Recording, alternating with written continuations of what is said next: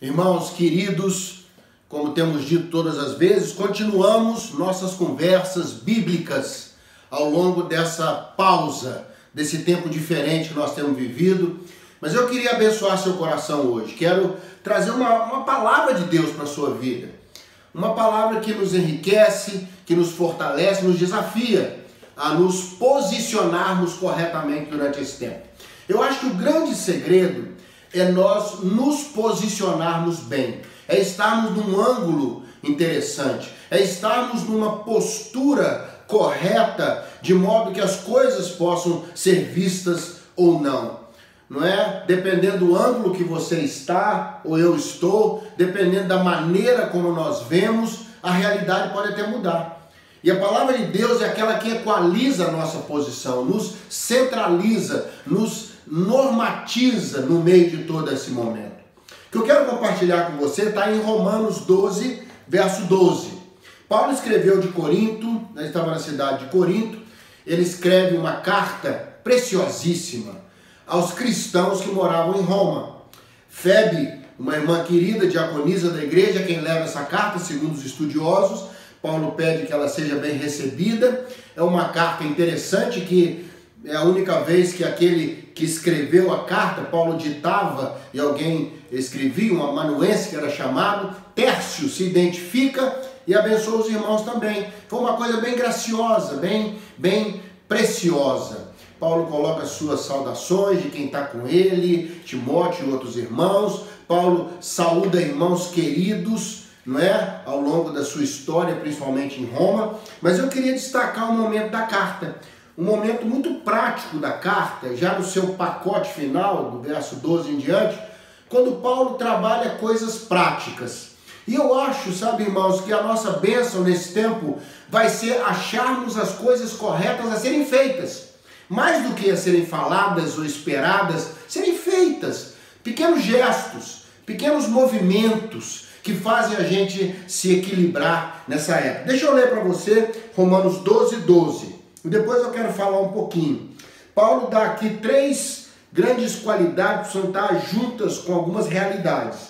Ele diz assim, no verso 12 do capítulo 12, ele fala assim, olha, fiquem felizes com a esperança, pacientes na tribulação, perseverantes na oração. Paulo fala, e é interessante que ele aqui lista cerca de 20 virtudes que os cristãos devem ter. E sempre dizendo para os outros como deve se comportar com os outros. Mas nesse versículo, especialmente no verso 12, Paulo fala para a gente com relação a gente mesmo. E isso que chamou minha atenção. Ele fala, não é tanto a sua conduta com o outro. Ele fala sobre virtudes a serem vividas com os outros, ter paz com os outros e tantas outras coisas, não é? Mas aqui Paulo nos orienta a nos posicionarmos corretamente, acharmos o ângulo correto com relação a 3 coisas. A esperança, a tribulação e a oração. Essas 3 coisas agora, nesse tempo diferente que estamos vivendo, ganham importância. As pessoas precisam de esperança, alguma esperança, uma palavra de esperança, um olhar de esperança escondido atrás das máscaras que escondem nossos sorrisos.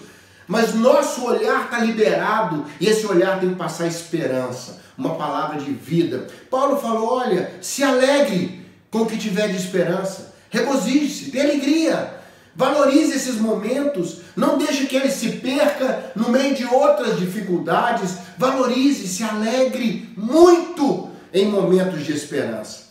Quando uma palavra boa, positiva, otimista chegar para você, no meio de tudo isso, ou saindo da sua boca, ou entrando pelos seus ouvidos, que essas palavras boas sejam bem recebidas. Que haja uma hospedagem especial para ela nos nossos corações. Paulo disse, alegre, querido, querida, palavras de esperança, momentos de esperança, gestos de esperança, que nos deem esperança, devem ser valorizados e celebrados. Grande alegria. Paulo fala, olha, a tribulação se apresenta. Sejamos pacientes. Que a paciência seja sua amiga nesse tempo agora. Algumas coisas poderão ser resolvidas. Outras vão ter que esperar um pouquinho. Mas tudo vai se resolver. O Senhor estava antes disso, vai estar depois disso. A fé está liderando todo esse processo. Eu quero abençoar você com paciência. Paciência. Quando um tempo diferente se alonga, ele começa a corroer nossa paciência. Algumas pessoas já estão engolidas pelo tédio, pelo mau humor, pela murmuração, pelo desânimo, pela falta de motivação. Tudo isso pode acontecer, mas nada pode tomar o lugar da paciência. Que Deus nos dê isso. Que Deus te dê isso. Paciência ligada nesse processo da tribulação. Tudo vai se resolver. Daqui a pouco, tudo isso vai passar. E nós vamos ver essa pandemia no retrovisor do nosso carro, seguindo estrada fora, seguindo nossas vidas, nos recompondo, nos reconstruindo, aprendendo as lições, crescendo com tudo isso. E por fim, ele fala, olha, perseverança na oração. Perseverança. Às vezes, tempos como esse, tem que se orar a mesma coisa várias vezes. Tem que continuar orando quando não se vê condição de orar. Quando os lábios não conseguirem orar, o coração tem que continuar falando. Quando os olhos não conseguirem ver, a oração tem que continuar. Paulo fala aos Efésios, orando em todo o tempo no Espírito. Dentro, eu posso orar todo o tempo. Lá dentro, onde a minha mente não alcança, onde os questionamentos não alcançam, um lugar do esconderijo do Altíssimo, um lugar dentro de mim, onde o meu Deus está escondido, um lugar para o Senhor, como Daniel tinha na casa dele, um lugar para o Senhor, com janelas voltadas para Jerusalém, com o olhar não para dentro de Babilônia, mas para fora de Babilônia. Persevere na oração, continue orando. As respostas às vezes chegam rápido, as respostas às vezes chegam depois, as respostas chegam às vezes e nem vemos, mas elas virão. Virão no tempo de Deus, virão na graça do Senhor.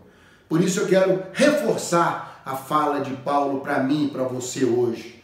Que sejamos muito regozijantes, felizes, celebremos a esperança, tenhamos paciência na tribulação, naquilo que é difícil, naquilo que foge de nós.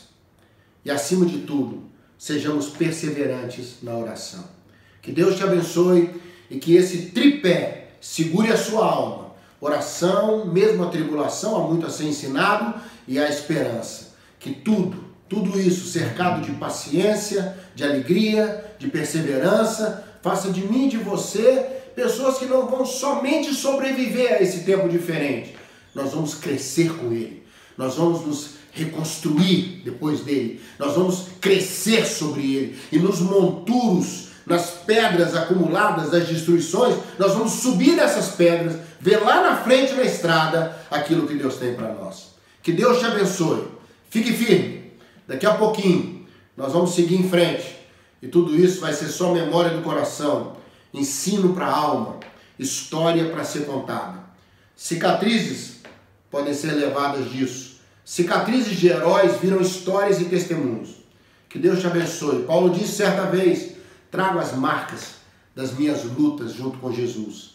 Trago cicatrizes de grandes batalhas. Você vai sair talvez dessa pandemia com grandes cicatrizes, de dores, de perdas, de tristezas, momentos difíceis, mas acima de tudo, com a companhia daquele que vive para sempre. Que Deus te abençoe. Eu sou o pastor Zezinho, aqui de Belo Horizonte. Que Deus te dê graça.